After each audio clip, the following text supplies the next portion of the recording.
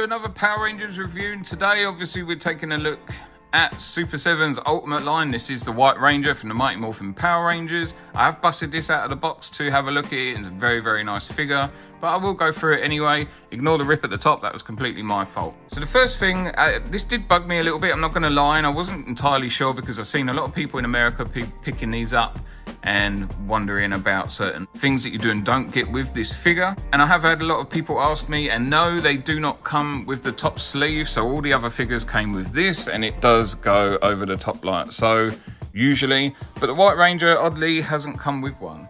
And considering the accessories that we do get, and it's not a whole lot compared to some of the other figures, it's a bit of a shame that they haven't just at least continued that. But to be honest, with all the inconsistencies for the packaging, it doesn't really bother me because I'm just boxing up the sleeves anyway, and I display them like this in the boxes. So we've got our Power Rangers logo in the middle telling us we've got a White Ranger. Obviously you can see what's inside anyway. Little Super7 logo at the top. And on the back we've just got a picture of a White Ranger.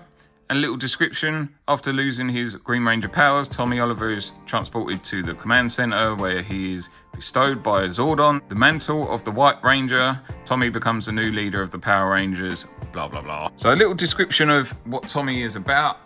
You can see inside we're getting some nice accessories here and our figure with our two civilian heads at the top. And I did pay full price for it with a tiny bit of discount that they give me, but £55 normally. So again, as usual, very expensive figure for what we're getting, considering the quality issues. However, I must admit, I'm very, very happy with this figure.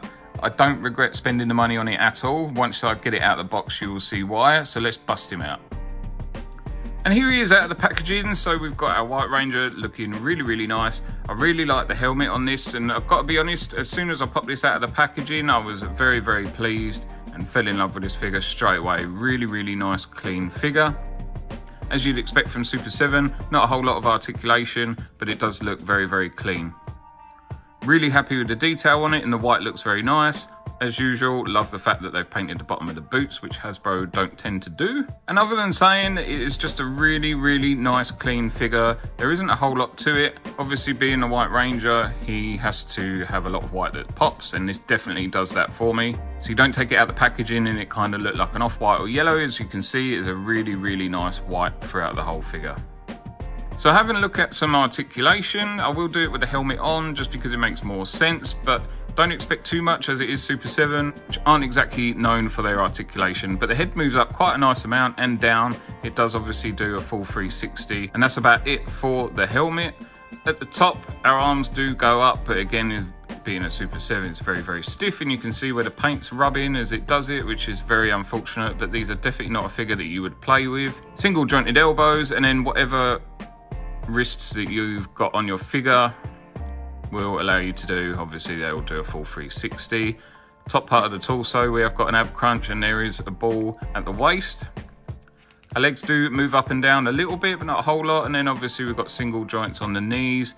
Our feet do move up and down, and they are on a rocker at the bottom. So nothing new there. It's the same as what we would see on all the other Super7 figures.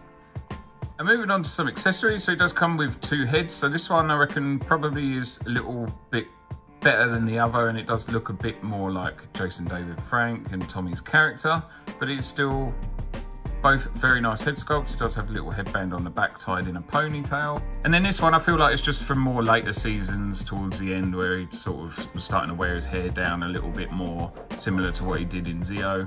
Obviously this one is a little bit restrictive because of the amount of hair on the back, but it does look really nice. Again, definitely a characterized head sculpt rather than anything that's supposed to particularly be like Jason David Frank.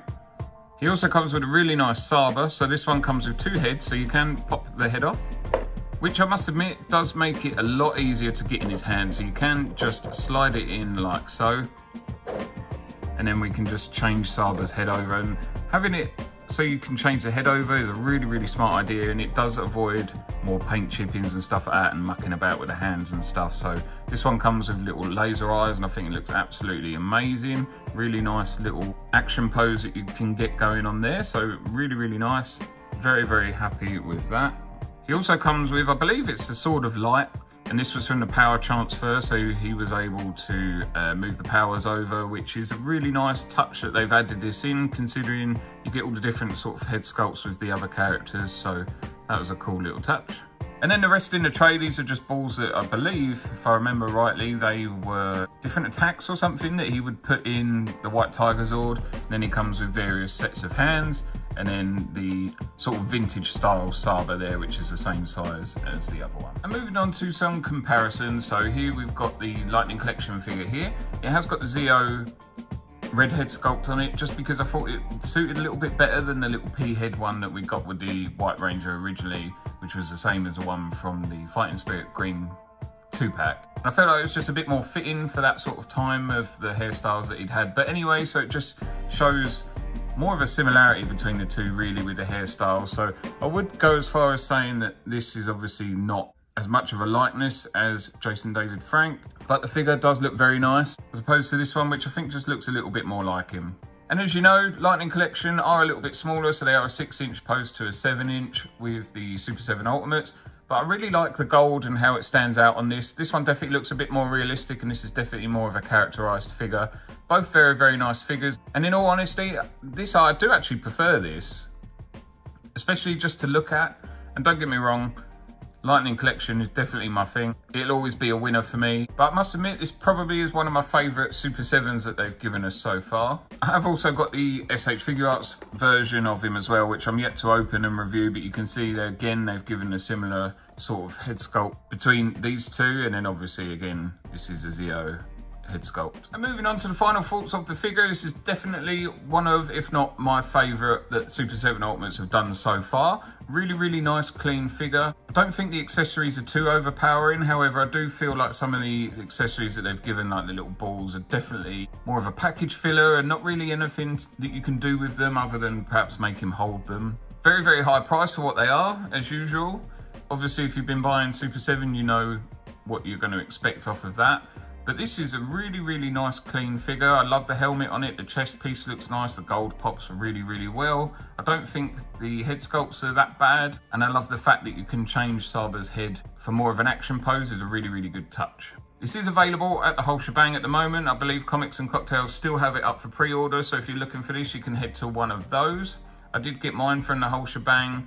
Delivery was very quick, really good service as usual. I have still got a couple more that I will be reviewing. So I've got the Black Ranger, which will probably come at the weekend, and then Pink Ranger will come at some point next week, hopefully. Anyway, that's it from me, guys. If you enjoyed this video, as usual, please leave a like. If you want to see more, please consider subscribing. I do have a competition going on my monthly haul video if you want to check that out, where I am giving away a brand new Lightning Collection Green Ranger. So if you want to get involved with that, have a look over there. Thank you very much for watching. Let me know what your thoughts are in the comments below, and I will see you next time. Bye!